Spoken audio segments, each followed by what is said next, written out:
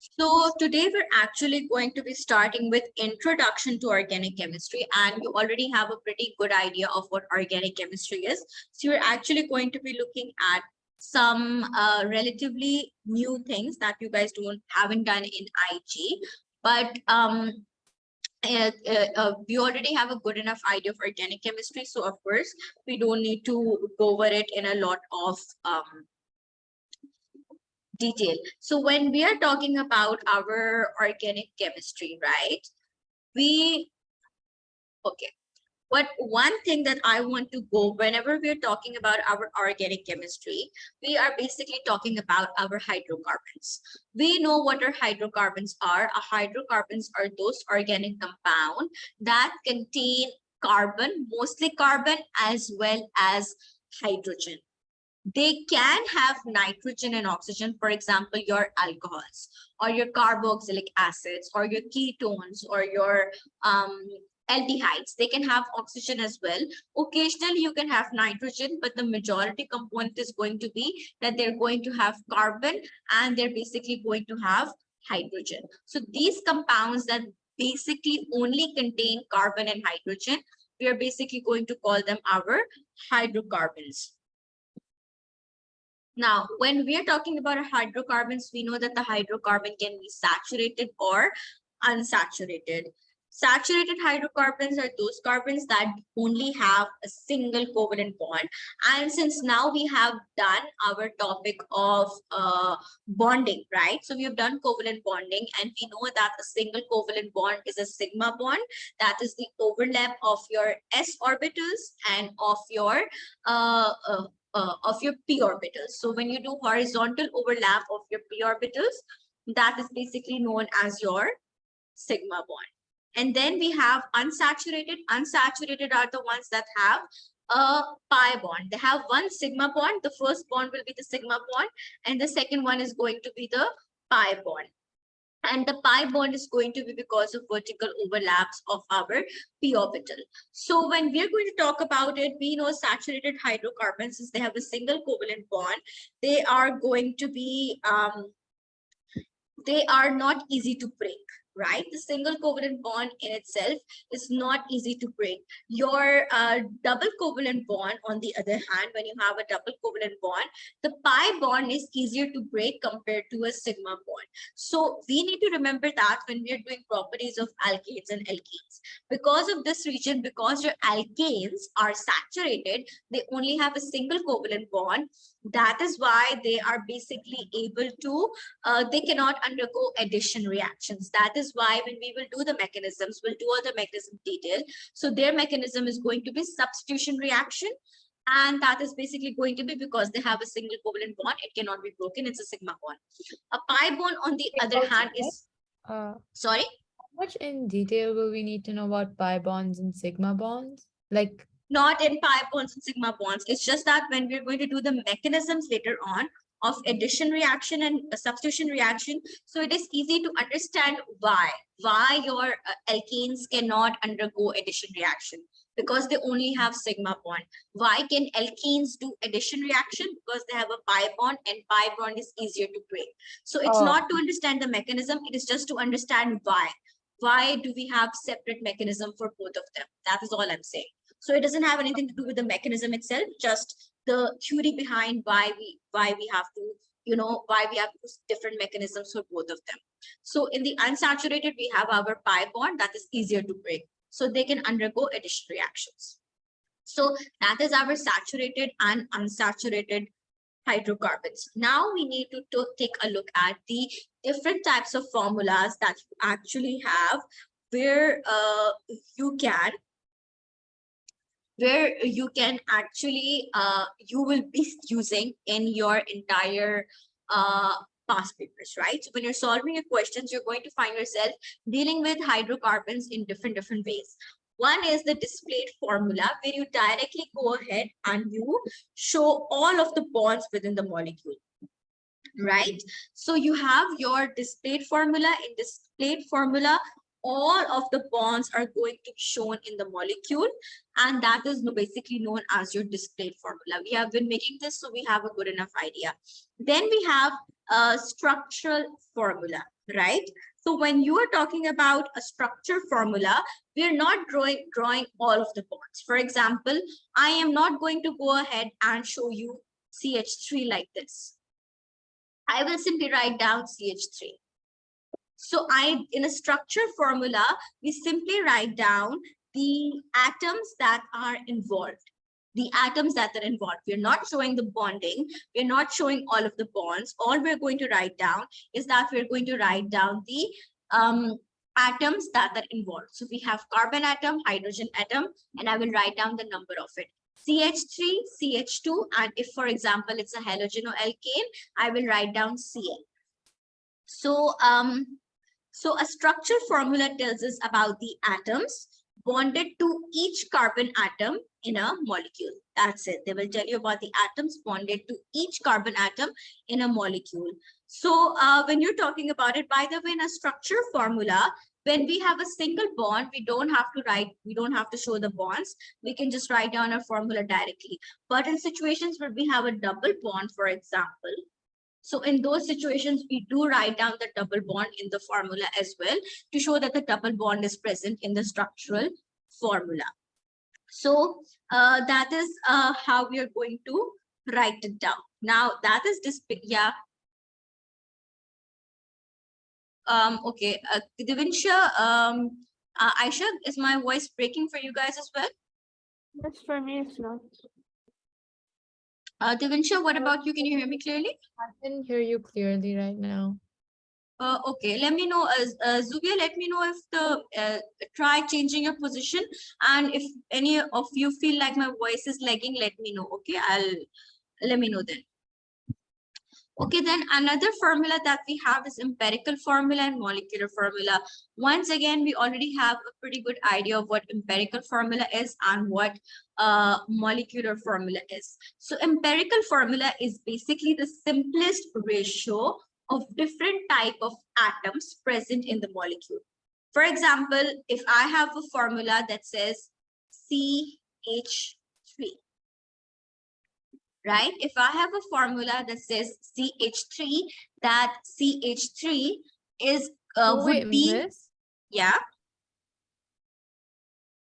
Miss, now you're cracking for me too. Now your voice is Okay, hold on 1 minute. glitching.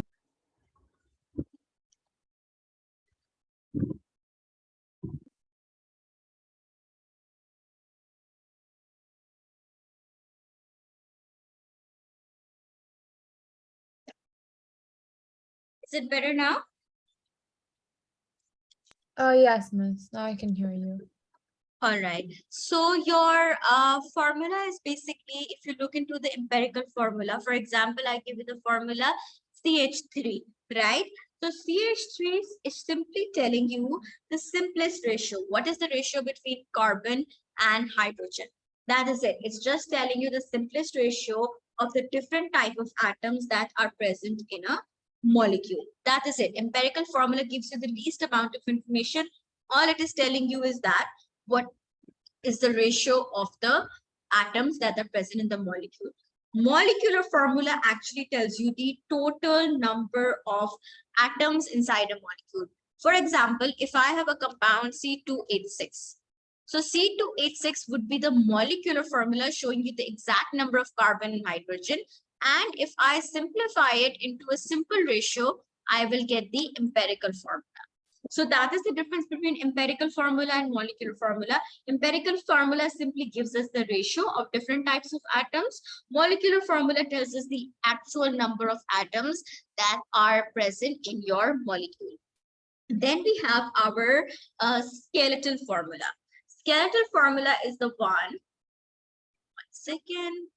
Skeletal formula is the one that we can see over here. This is going to basically be our skeletal formula. Skeletal formula is a simplified version of the displayed formula. So when you have a simplified version of the displayed formula, that is going to basically be known as your,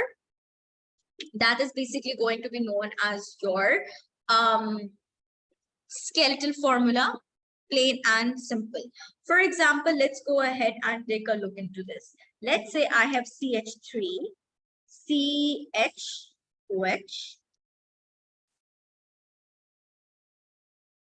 I'll just draw this up. CH, and then I have OH, and then I have CH2, and then I have CH3. So if I want to go ahead and make the skeletal formula of this, so first thing that I'm going to do is I'm going to count the number of carbons, 1, 2, 3, 4. So I'm going to start like this, 1, 2, 3, and 4. So this will be carbon number 1, this will be carbon number 2, this will be carbon number 3, and this will be carbon number 4. And since my OH group is on carbon number 2, I will go ahead and draw it here on carbon number 2. So that is how you're going to go ahead and you're going to count your, or you're going to draw your skeletal formula for any compound. For example, you have propene, right? Propene, if you look into it, the formula of propene is going to be CH3 or CH2 double bond CH3. So when I'm going to draw this, there are 3 carbons. So 1, 2, 3. This is 1, this is 2, and this is 3. And the double bond is present between carbon number 1 and carbon number 2. So I will draw double bond over here. So that is simply how you're going to go ahead and draw your skeletal formula. It's going to be the same as your displayed formula, only it's going to be much more simplified. So that is how you're going to go ahead and simply draw your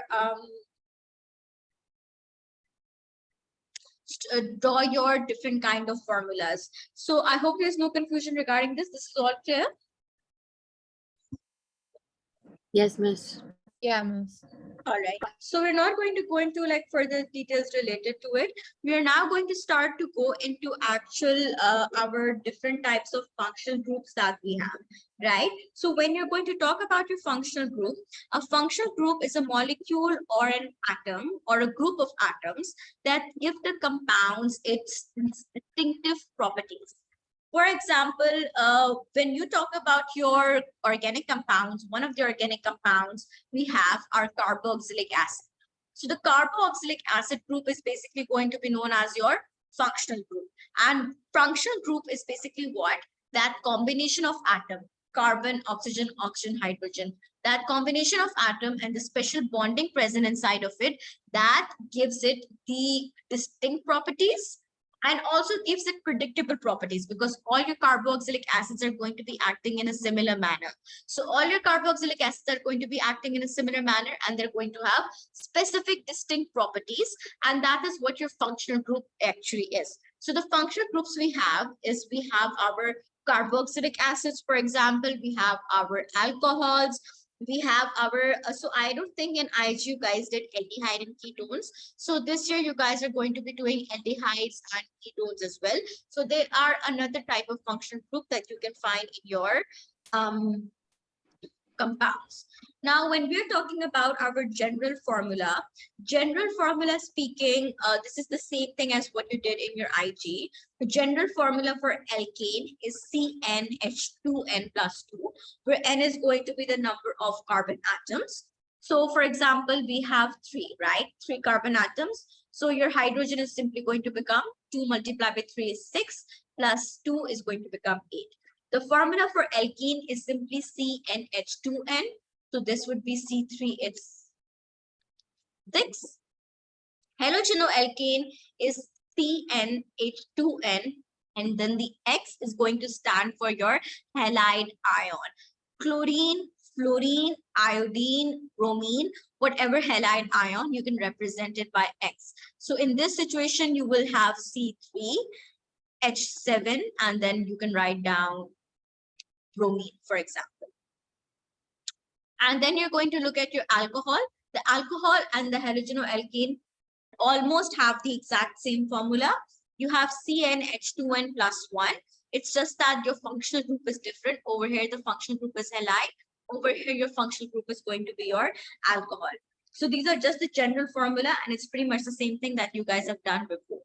Now let's go over how we can actually name our carbon atoms, right? How we can actually name our organic compounds. Okay, so this is once again you name your organic compounds depending upon the number of carbon atoms.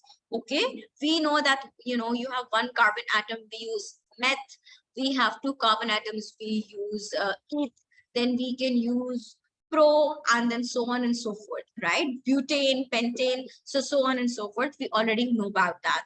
Then we can go ahead and we have certain prefixes or suffixes depending upon the functional group that is attached. For example, if you have a halogenoalkane, so you will use bromo from, for example, bromomethane or bromoethane, or your iodoethane, chloroethane. So generally your halides are written before, and then you have the name of the organic compound. When you talk about your alcohol, then alcohol is actually going to have the terminology all, for example, methanol, propanol, and that comes at the end. So that is something else. Then we can also identify how many functional groups are actually attached to it. For example, we have our functional group. It's a halogenoalkane, and it has, for example, 2 bromine atoms in the compound. So when you're going to name it 1, 2, 3, 4, 5, so you will say that this is going to be a dibromopentane. You will name it dibromopentane. Di showing that it has got 2 bromine molecules. Tribromo is going to mean 3 bromine molecules. If you have just one, you don't have to say anything. But when you have more than one functional group, you have to write down the yeah, Aisha, go on. Miss, what if the bromine, 2 of them are on one branch, like one at the bottom? You still need to say dibromo. You have to say dibromo because di simply tells you the number of bromine atoms. It does not tell you the location of it. I am not telling where the bromine molecules are located. I'm simply saying that there are 2 of them. So as long as there are 2 bromine atoms, doesn't mean where they are. I will say dibromo. As long as there are 3 of them, I will say tribromo. This is just to show the numbering. That's it. Then you have the actual, whenever you have a situation like this, where you've got multiple bromine molecules, multiple alcohol groups, multiple any group at all, you also have to give the location. Where exactly are they going to be located? Right? So in this particular situation, for example, when you're going to start, you are going to look in this situation. So when you're going to say, this is your carbon number 1, this is carbon number 2, this is carbon number 3. So you are going to say that 2,3-dibromopentane. So this is how you give the numbering. 2, 3. On carbon number 2 and on carbon number 3, I have my bromine group, and that bromine group, yeah, exactly, Zobia. 2, 3, and then you will say dibromopentane. So that is going to be your name. Like Aisha pointed out, what if both of them were on the same, for example, both of them were on the same carbon atom? In that situation, you will simply say 2,2-dibromo.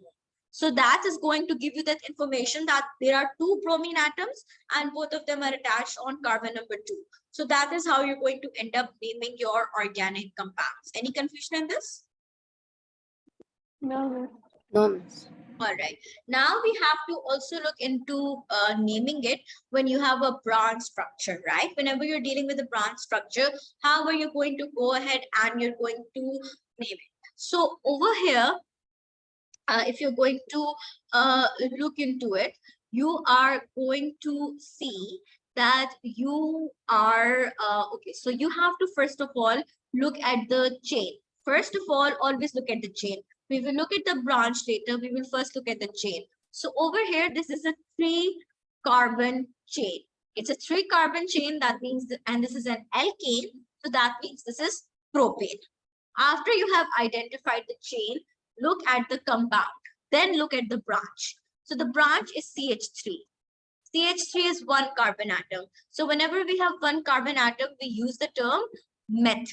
So what are we going to write down? We are going to write down methyl. This is known as methyl. And we're going to write down methyl propane. methyl propane. So first we always name the chain and then we will name the branch. So let's again start over here. This is our chain, right? Chain has 5 carbons and it has what? Has got 5 carbons, and it is basically when you are going to look into it, that means that this is going to be pentane because this is also an alkane. Then you will identify your chain. Your chain is going to be methyl, and it is present on carbon number 3. So you will write down 3-methyl pentane. Looking at this one, yeah. If there are Yeah, yeah. different functional groups present, If there are different functional groups present, for example, you had an OH over here, right? Yeah. So first of all, if you had an OH over here, that would change this. This would not be propane at all. It would, for example, be propanol, right? Yeah. Let's say you had bromine. Let's make it a bit more, let's make this bromine, right? So you would write down bromopentane, and after that you would name the carbon. So over here, okay, whenever we are counting carbons, we are always going to count from the side where we are getting the lower number. For example, if I count from the left side, 1 2 3 4. If I count from the right side, 1 2. So the side from where I'm getting the lowest number, that side is from where we always choose to count. We always want to have the lowest number. So I'm not going to say 4 bromopentane, I will say 2 bromopentane. That is the rule of counting your carbon atoms. Always count the carbon atoms in such a way that you are getting the smallest possible number. So I'm going to count this as 1 2. I will count from the right side. So this is going to end up becoming what? It's going to end up becoming 2 bromopentane. So I will write down 2 bromopentane, and after that I'm going to look at my group. My group is methyl. I will write down methyl, and then I'm going to write down the number. So the number is 3. Whether I count from left or right, the number is 3. So I will write down 3-methyl 2-bromopentane. Yeah. But won't we go alphabetic order? Won't we write 2-bromo 3-methyl pentane? No, the chain you always write down first. The chain you're going to write down first, because bromine is not a chain. Bromine is not a chain. Bromine is part of the compound. It is a halogenoalkane. Methyl is not a functional group. Let me be clear. Methyl is a side chain. It is simply a chain. It's not a functional group. It is not going to give it any distinct properties. It's not going to turn it into a homologous series. Methyl is simply a side chain. The functional group is included in the chain. The functional group is a part of the chain. It is not a side chain. It is not a branch. Your main chain, the functional group, is a part of it. So if I want to name my compound is that it's a halogenoalkane. It's a bromopentane. And then it has a chain on the side, and that is methyl. So that is how we're going to name it. It doesn't have to be alphabetical order. It has to show, if I write down bromo first and then I write down methyl, then that is going to be confusing, because then it's not a halogenoalkane anymore, right? I have to write down bromopentane to show that it's a halogenoalkane. Okay. Okay. So once again, if you're going to look over here, right, I will first name my chain. My chain is going to be 1 2 3 4. So it's going to be butane. Then I will look at my groups. So my groups are CH3 and CH3. There are 2 methyl groups. So that means this will be dimethyl. And then I'm going to write down the number. So I can either count from the left or the right in this situation. In this situation, if I count from the left, this will become 2 and this will become 3. And if I count from the right, I will get similar results. One will be on the 2 and one will be on 3. So it doesn't matter. So it will become 2,3-dimethyl butane. Over here, when you're going to look into it, first of all, identify your chain. Your chain over here is 1 2 3 4 5. So it's pentane. After that, you're going to go ahead and look at your chain. One chain is methyl and the other chain is not methyl. It is now ethyl, because it is CH2, CH3. So this is ethyl. So when I'm going to write it down now, okay, when you're naming over here, Now you will do it in alphabetical order because now you're naming the chain. Now you are not naming the compound. You're not naming your compound. You're not naming the halogen or alkane. Right now, you're simply naming the chain.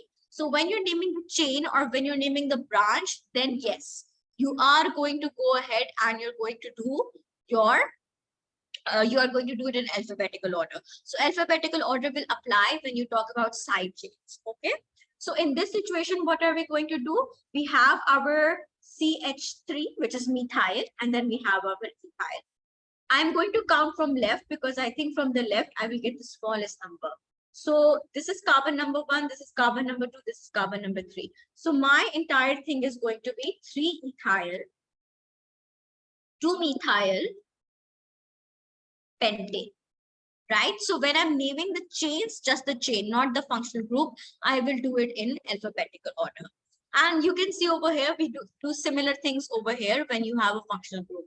For example, let's go ahead and just take a look at this, right? Oh, wait, could you also Yeah. tell us the functional groups, like from which Uh-huh. precedent they go to the next? Like suppose you have like three different functional groups. Like you have alcohol, you have carboxylic acid. No, And you're not going to, I don't think you're going to deal with anything like that. You're not going to deal okay. with a situation where you have multiple functional groups. Functional groups are generally, you only have one functional group over there. You don't have you are not going to see a compound which will have OH and carboxylic acid. If it does have something like that, then it's probably, going to be, for example, like you have your amino acids. We've done amino acids in biology. So in that situation, you can have an amine group, which is a functional group, and you can have a carboxylic group. But then those compounds become really specific. Then you don't have general terminologies for Miss? them, that they end up becoming really specific. Yeah. Miss, we did do that in our class, like doing compounds Yeah. together, like using OH and COOH. Uh-huh. So our teacher told us what are which compound we are supposed to give preference to. So that Yeah. was a bit confusing. Okay. All right. Okay. Hold on. So basically, when you are talking about your, all right, hold on. Let me see. Let me look and see if I have the chart with me. 1 second. I'll show you the chart then.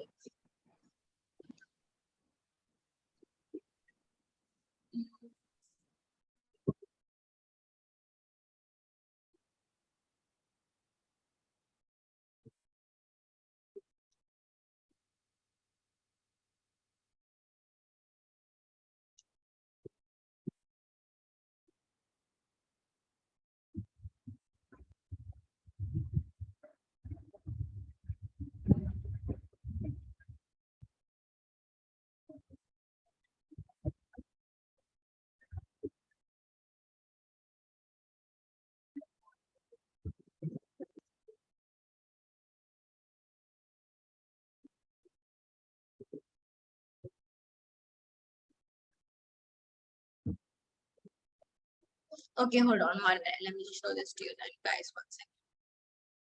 There we go.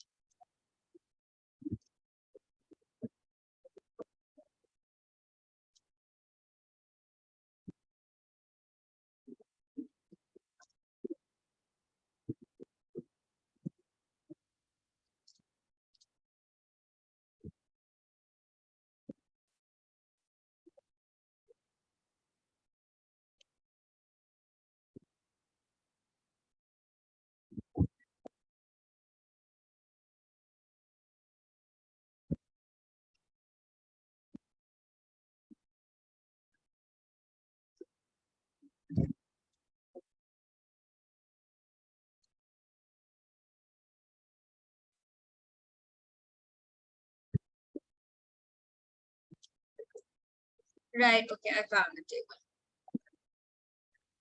Okay, so when you have situations, right, where you have got multiple different functional groups present, right? So how can you go ahead and actually, name them? For example, if you take a look, let's take a look at a relatively simple one. We have a relatively simple one.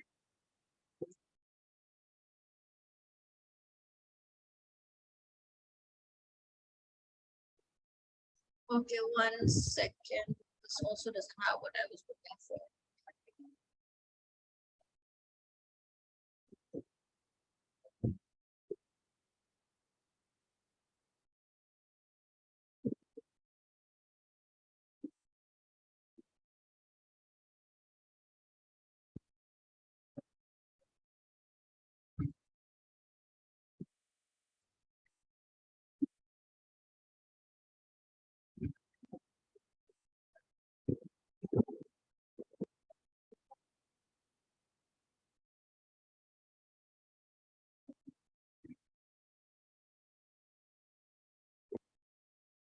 Okay, all right. So when you have a situation where, for example, you are going to have multiple groups, right? So when you're going to look over here, let me give you an example.